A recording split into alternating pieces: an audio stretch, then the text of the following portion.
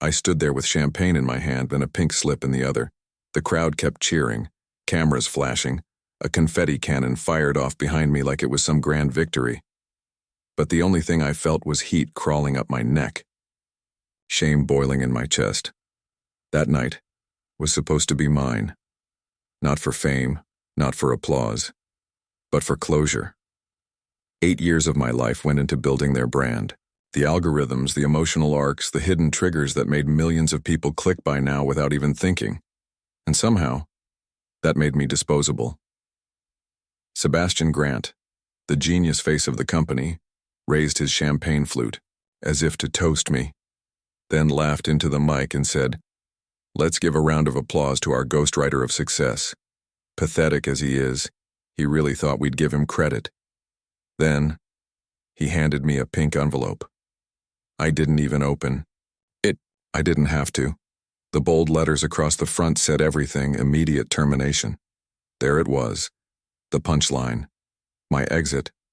People clapped, awkwardly, politely, the kind of applause you give when you're not sure if you're supposed to laugh or look away. I looked around, faces I'd shared late nights with, brainstorm sessions, strategy wars. Silence. Claire, the only person who really knew how much I bled for this company, grabbed my wrist and whispered, "This isn't right. You didn't deserve that." Her eyes were full, not of surprise, but helplessness, and Martin, the IT guy, the one who barely made eye contact in meetings, he gave me this strange glance. Something between sympathy and guilt.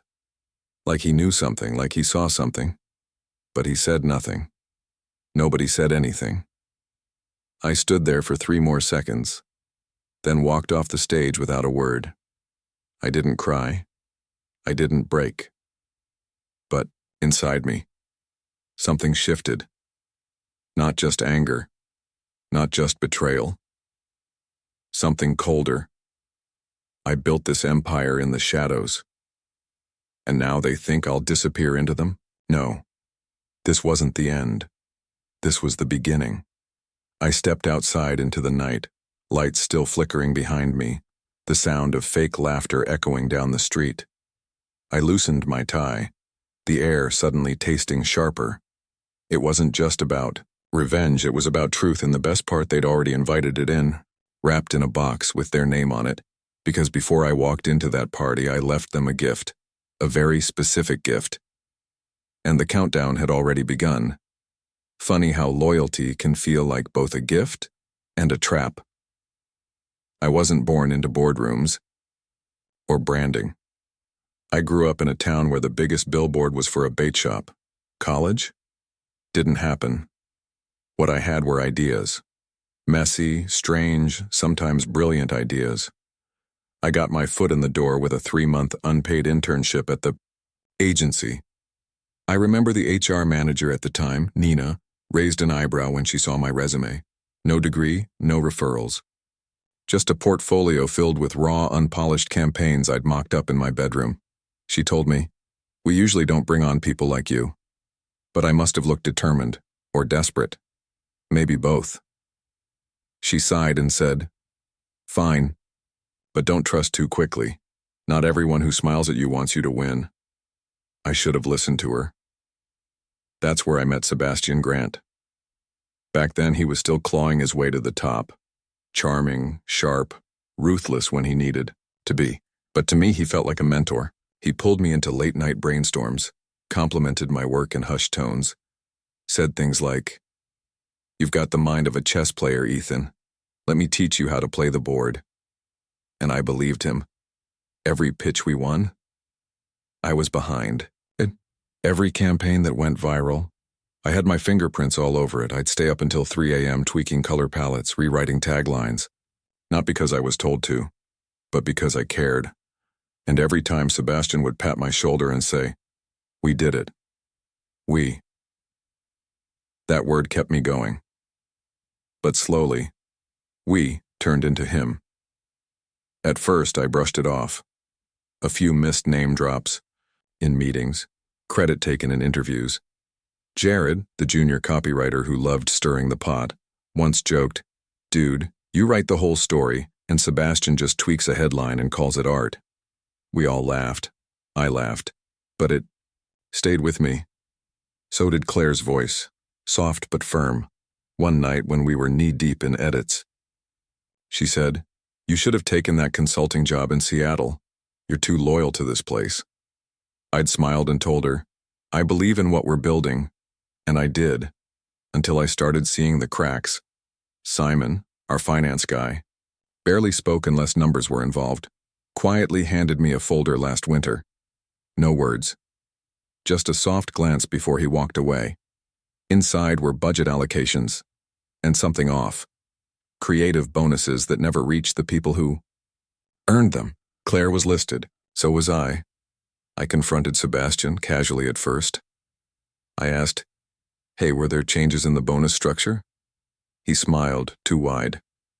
"Oh, that? Just back-end delays. You know how accounting is." But the next week, I was taken off a lead project, without explanation. And the week after that, Martin from IT stopped me in the hall. He looked uneasy, fidgeting with his badge. Said, "Hey, I noticed someone's been accessing your shared folder remotely. Just letting you know. Might be nothing." It wasn't nothing. My concepts, my notes, even my personal draft decks. They were being downloaded. I didn't tell anyone, not yet. I started watching, listening, piecing things together.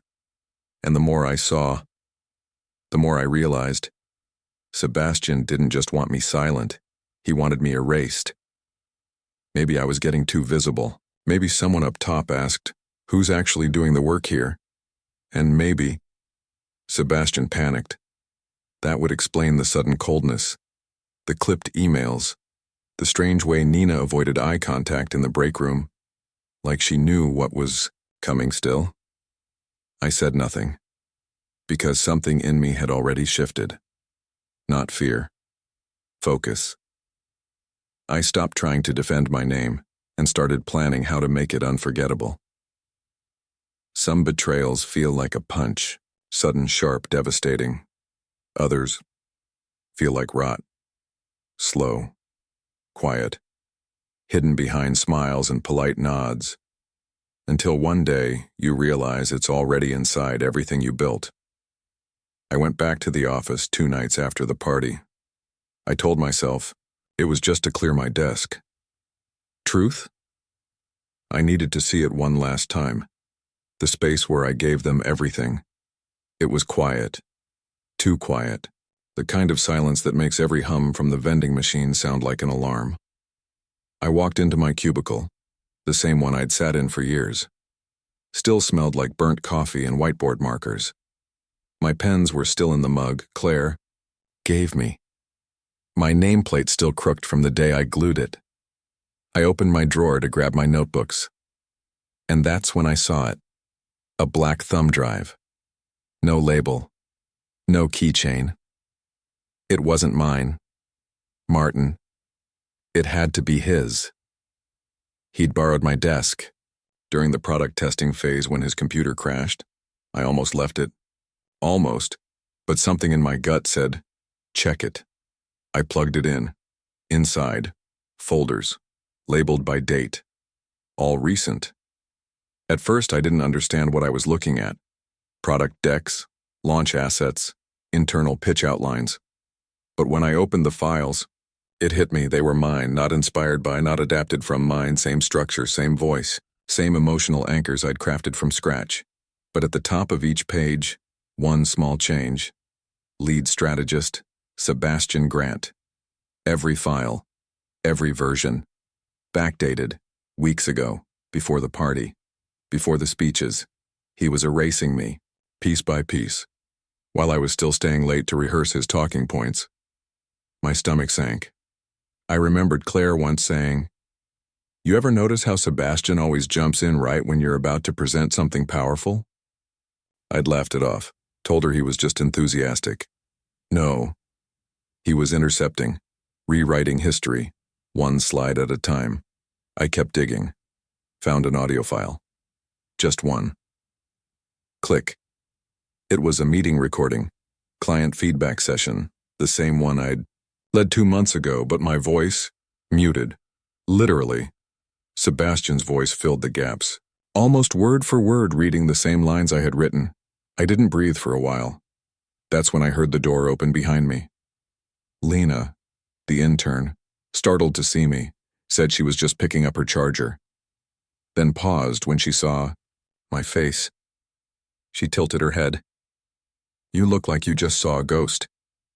I asked her how long she'd been shadowing those client sessions. She shrugged. "Since March. I remember because I kept seeing edits in the meeting logs. Stuff said live that never got recorded.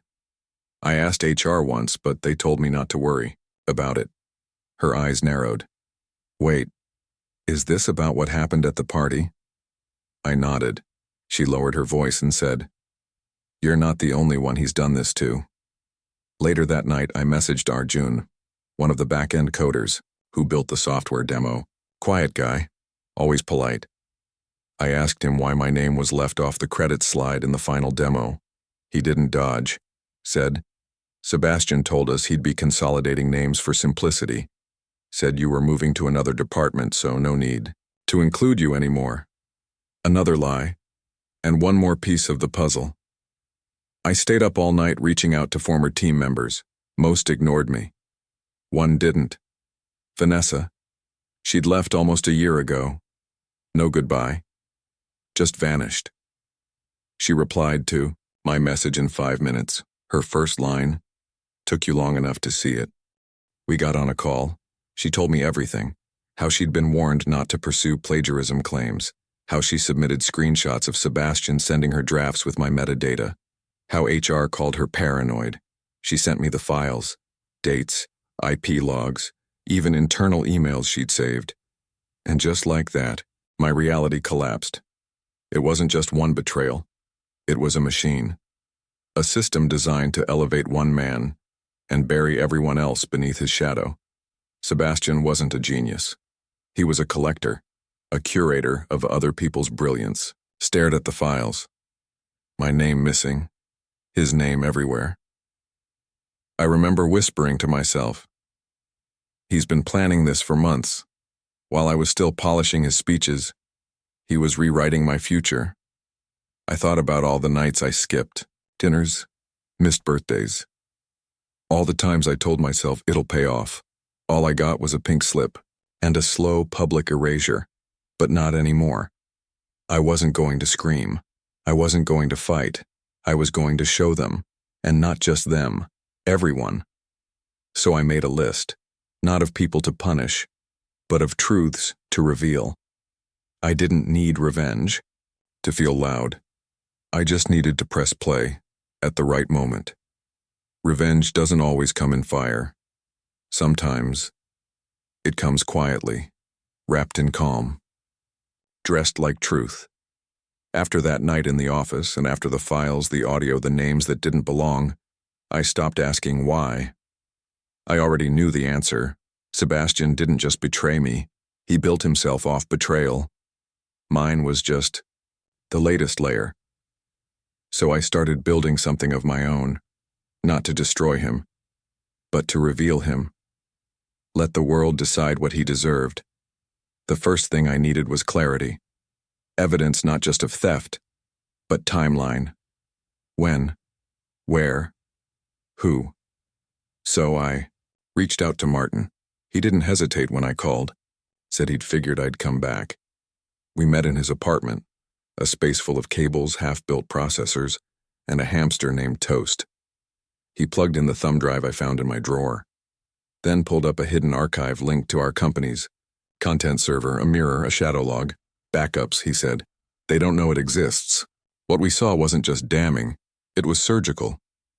Dozens of document trails. Sebastian opening my drafts, stripping the metadata, resaving under new titles. Internal emails where he attached my work with his name. Some even forwarded from my own drafts, like he didn't care I'd ever find out. Martin looked at me, then back at the screen. "You sure you want to do this?" I remember taking a breath, steadying my voice. "I'm not doing anything," I said. "I'm just showing the truth. The fallout is his choice. He nodded, quiet, then hit export. I knew the truth alone wouldn't be enough. Truth needs a stage, and I knew someone who could give it one. Delilah. She was a tech journalist I'd helped 3 years ago, during a PR disaster for a VR startup. She never forgot that. I sent her a single line. "Remember that debt you owe me?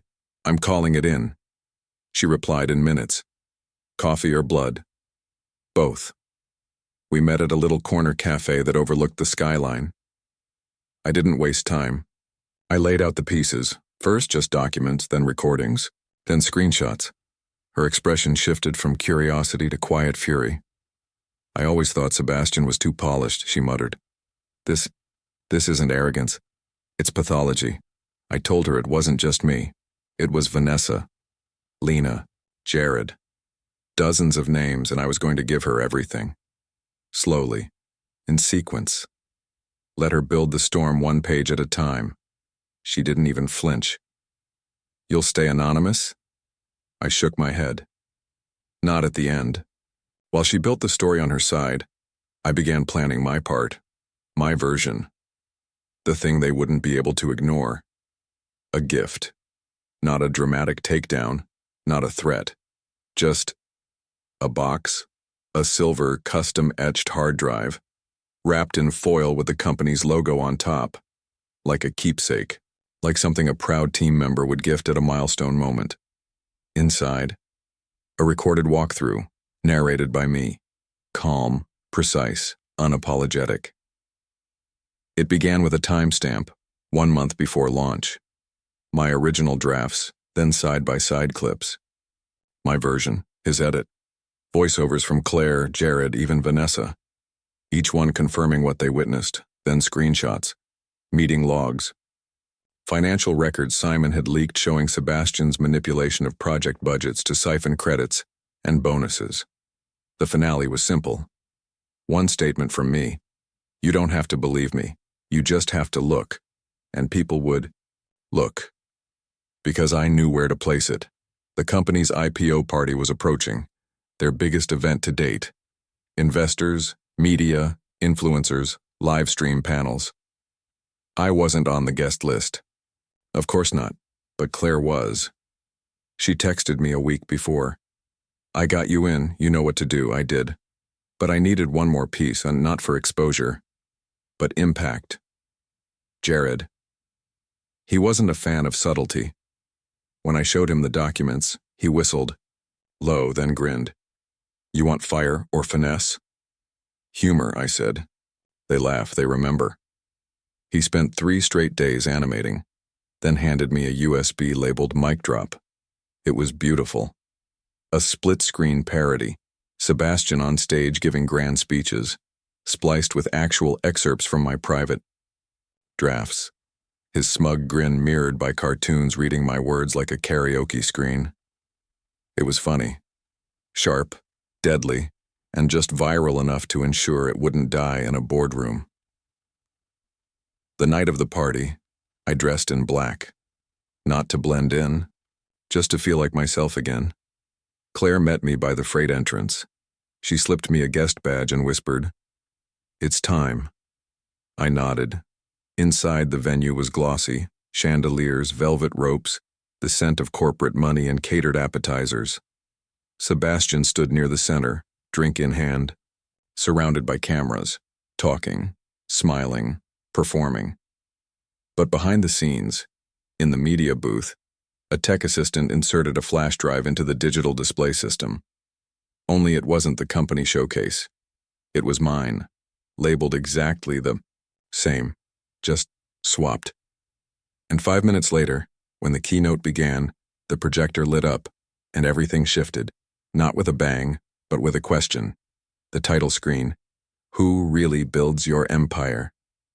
Then, the comparisons, the evidence, the voices, the laughter. I watched the audience slowly stop chewing, stop drinking, stop breathing. Sebastian's face. Confusion first, then disbelief, then fear. He tried to cut the stream, but the texts were frozen. One of them whispered, "This is live." By the end, no one clapped, no one spoke. They just stared. At him, Delilah posted the article 30 seconds after the final slide. Headline: The man who built a brand by erasing everyone else. Claire texted me one word: done. I left before security arrived. Walked out the side exit, the night breeze cool on my skin, and for the first time in months, I felt weightless. Not because I won, but because I stopped hiding. He taught me silence was weakness, so I learned to speak without saying a word. Some storms arrive without thunder. That night, the air felt too still, like the world was holding its breath. The IPO celebration was everything you'd expect from a company that believed its own hype. Velvet ropes, corporate elites, fake smiles, stretched beneath overpriced suits. Sebastian stood at the center of it all, spotlight glinting off his cufflinks, his voice syrupy and smug as he toasted the future of innovation. He actually said, "Sometimes you have to clean house before you raise the roof." The crowd chuckled. Polite, polished. I watched from the far end of the room, tucked behind the tech table, badge hanging loosely around my neck. And then, it happened. Right on cue. The screen behind him, meant to display a highlight reel of the company's journey, glitched for a second. A flicker, a frozen frame. Then, silence, and a new title appeared. Who really builds your empire? He turned, confused. Laughter stopped. The music dimmed. Then came the split-screen clips, him delivering passionate lines, followed by my original drafts being read in my voice, word for word. The overlay timestamps matched. The source folders matched. My name, metadata, file paths, everything. Then voices. Claire, Jared, Vanessa. Each one describing what they saw, heard, lived through. It wasn't loud. It wasn't dramatic. It was undeniable. I scanned the room. Reporters started whispering. Phones lifted. Recordings began.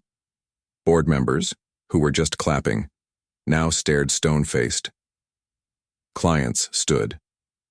Quietly walked toward the exit. HR froze.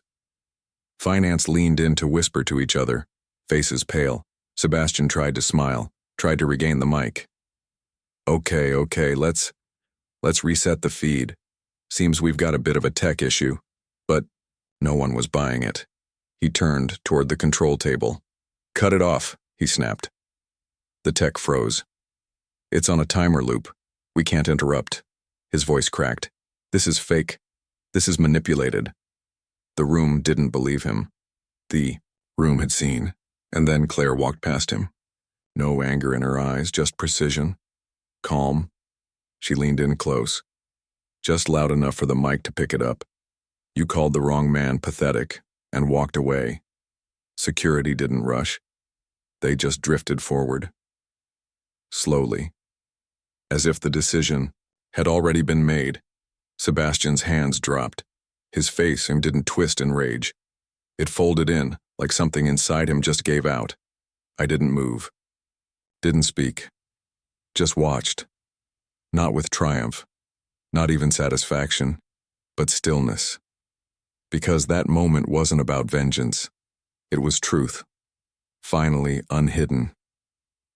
When I stepped outside, the night air hit different. Cold, but clean. I stood there for a minute, letting the noise fade behind me. My phone buzzed, Claire's text.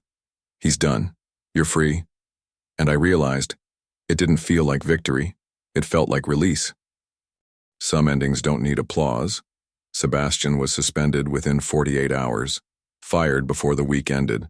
Lawsuits followed, from clients, former employees, even investors. The board issued a public apology, quiet, formal, safe. They asked if I wanted to return. Said they'd make it right. I said no, because I already had.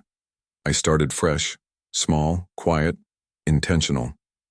A boutique agency with Claire, Simon, and Vanessa. No titles on the door, no egos in the room. Just work that mattered, and names that belonged. We built slow, careful, and kind. Jared sent us a framed screenshot of that launch night, frozen on the words, "Who really builds your empire?" It hangs in our office, not as a trophy, but as a reminder of how easy it is to forget who holds the brush when the painting looks good, and how silence, when used right, can echo louder than any mic drop. Some gifts are loud, flashy. Mine was quiet, wrapped in silver, slid into a media kit, but it said everything that needed to be heard, and for the first time in a long time, I could finally breathe.